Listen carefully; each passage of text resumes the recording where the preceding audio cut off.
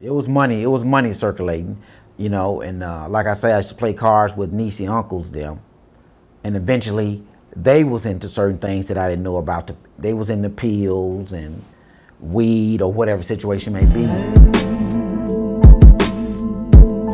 Quickly monopolized Detroit's drug trade were the Chambers brothers, Billy Joe, Larry, Willie Lee, and Otis.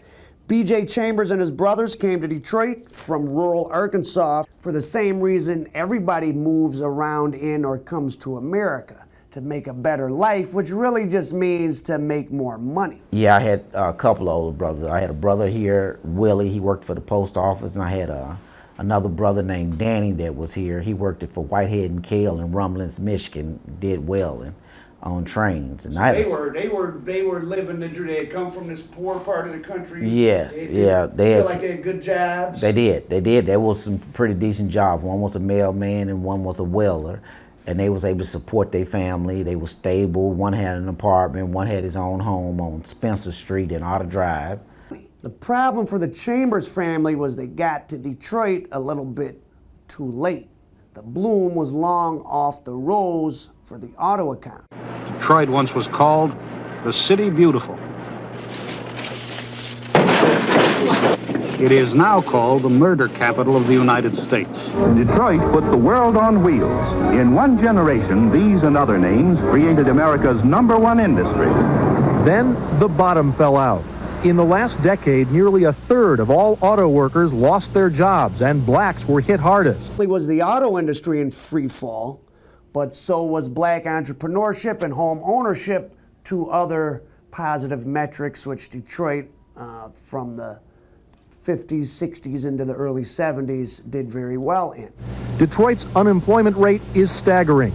Infant mortality is twice the national average, and almost 3 times as many Detroiters fall below the poverty line. All that was left in America's violent crime capital for some people was the hustle. It was just a city. Everybody that I came in contact, they had some type of hustle. In fact, some black community leaders told us that the drug industry is now the biggest employer of young black men in Detroit. Do you understand your... At that time, when I first arrived here, during that summer, I don't remember any gangs at all, because I really didn't go to a whole lot of places. I kind of stayed on the porch, or unless my brother would take me somewhere. The corner store was just, just right on, just a minute walk. I loved it because on the weekend they would bring me $20, $30 to put in my pocket, and I took that and went back and forth to the store, get my little snacks. Like I say, I had to return it home. And during my stay in Arkansas, I stayed in contact with Niecy. And when I was expressing myself about I didn't want to stay there anymore, Niecy made the comment about, why don't I just come on back to Detroit? And I stated to her, how could I? I wouldn't have any place to stay because my brothers and sisters weren't going to let me stay with them because I was supposed to be in school. And so you're what, 16 at this point? I was 16, about to turn 16 because August was rolling around. Oh, so you're only 15. Yeah, 15. August was about to roll around. And so she said, well, why don't you come and stay with me? And I said, well, what about what your mom's going to say about that? She said, my mom's is barely here. And I was like, wow, you sure she ain't going to get on me about coming? She said, no, just come on. And when I was catching the bus to school, I used to stop at my friend's house. He was also from Arkansas. His name was Jerry Gant. We called him Fly Guy. And his brother lived on Maxwell and Harper. During that time, when I would go over there, I didn't know that his brother had told him not to let me in the house.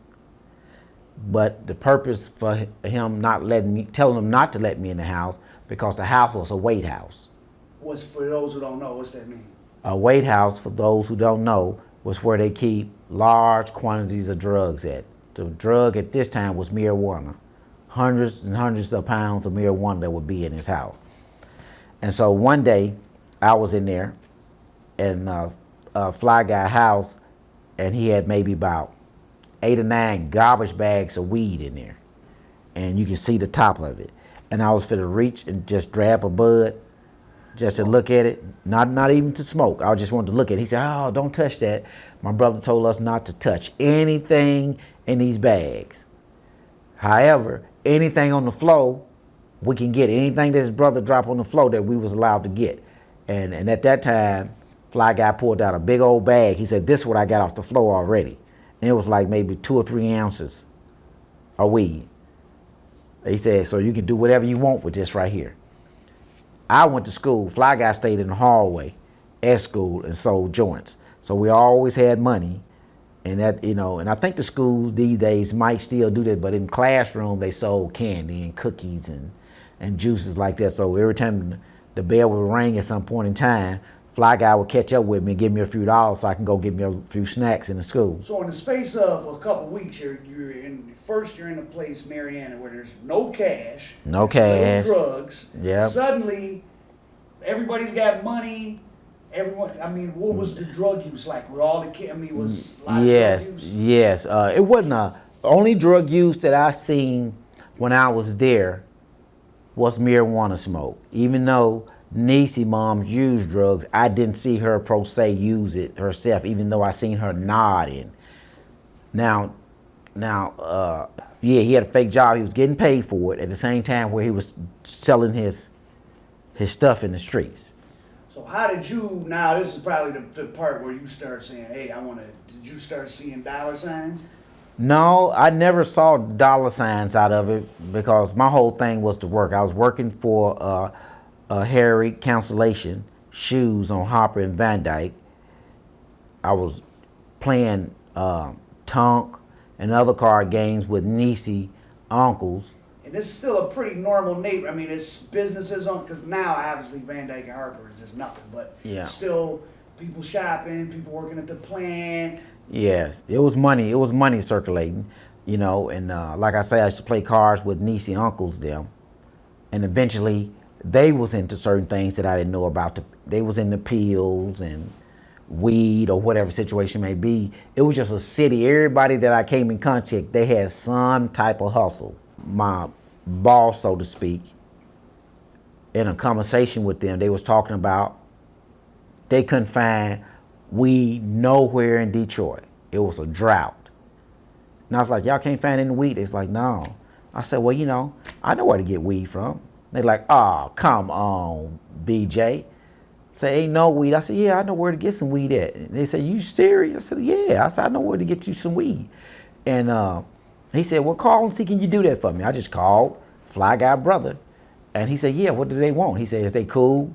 I said, yeah, they said they my boss. That's who I work for.